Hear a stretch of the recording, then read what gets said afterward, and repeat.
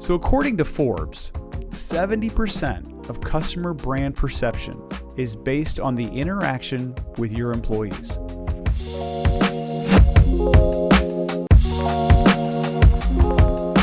Welcome to the Breathing Brand Podcast, where we uncover the heartbeat of successful brands, exploring the stories that define who we are and why we do what we do, where every breath counts.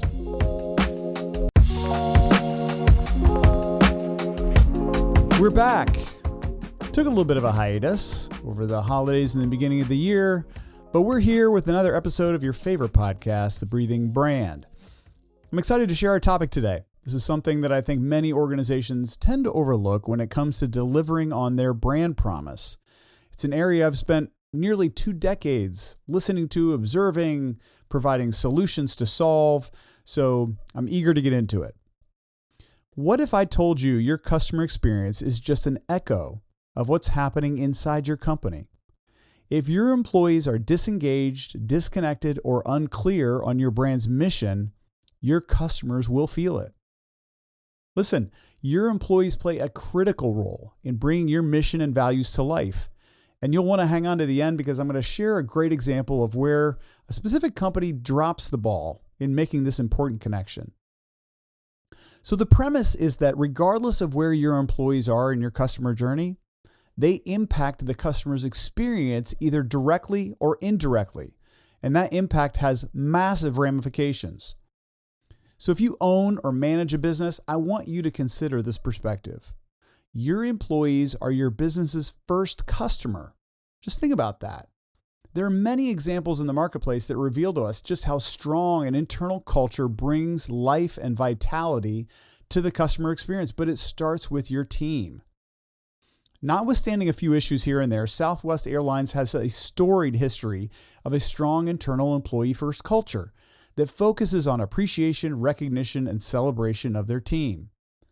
Similarly, Ritz-Carlton has an incredible motto that sets the stage for their internal culture and ultimately the way they treat their customers.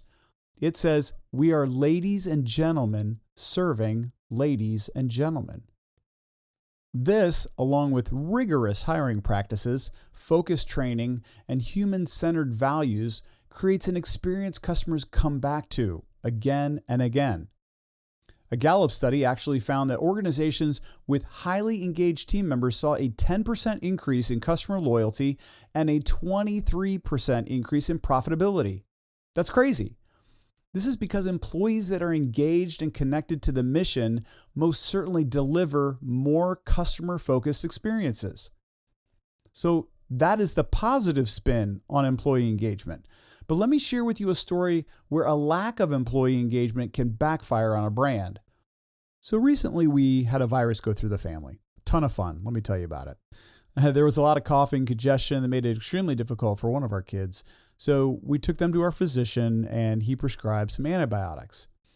My wife made the decision to have that script sent to our local CVS. And so she waited about an hour and then proceeded to head over there to pick it up.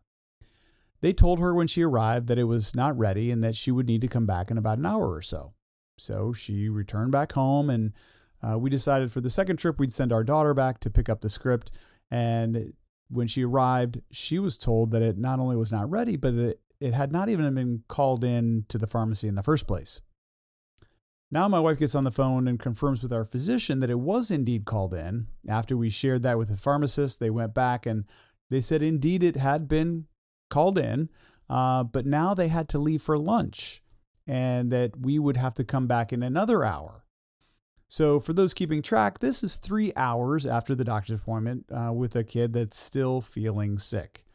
So I don't know about you, but being sick stinks. It's not what I would call a fun experience.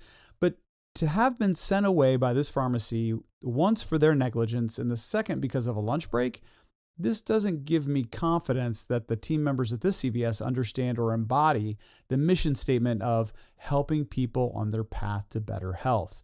Listen, I get it. Even employees deserve a break.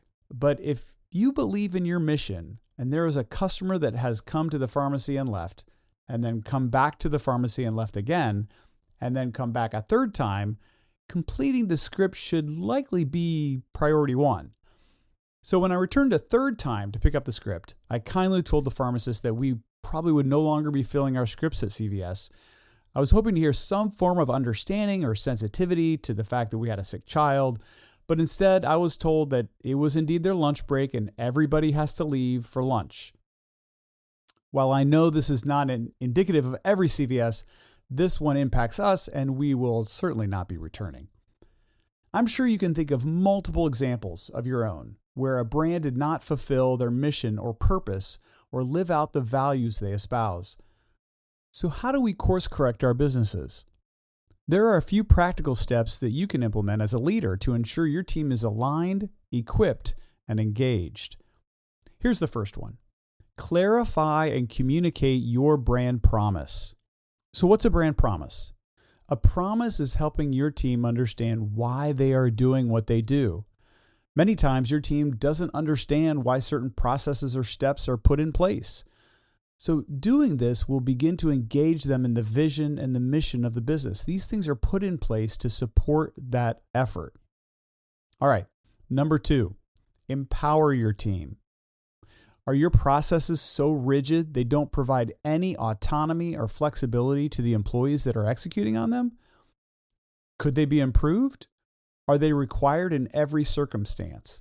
These are questions that you likely have to ask yourself as you equip and empower your team to deliver on the very things you're asking them to deliver on. And lastly, measure your internal alignment. This is pretty straightforward, and I think just simple regular check-ins with your team will ensure that everyone understands and lives out the mission, the vision, and the values of the business. So according to Forbes, 70% of customer brand perception is based on the interaction with your employees. And I would say based on that last experience, we fall into that 70%. The reality is if your culture is not engaged, then the customer will feel it. It will show up through poor customer service, lack of enthusiasm, or inconsistent customer experiences. As we wrap up, I want you to think of this as the key takeaway. Your customer experience is only as strong as your internal culture. Let me say that again. Your customer experience is only as strong as your internal culture. So the next time you're evaluating your marketing mix, determining your next campaign strategy, consider starting inside your business. The data says you'll see an increase in profitability and the benefits of deeper customer loyalty. So how do you know if your brand is breathing?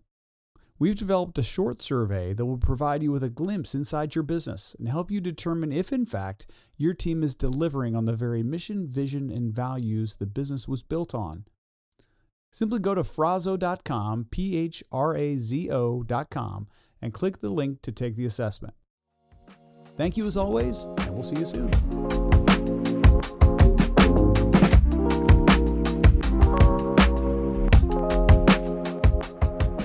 You've been listening to the Breathing Brand Podcast. Until next time, I hope you make every breath count.